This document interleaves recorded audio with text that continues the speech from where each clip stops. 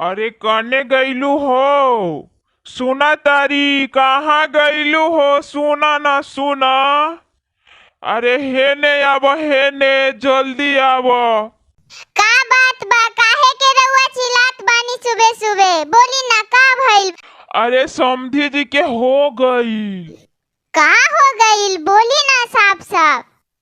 अरे झाड़ा हो गईल धोतिये में। आई हो दादा,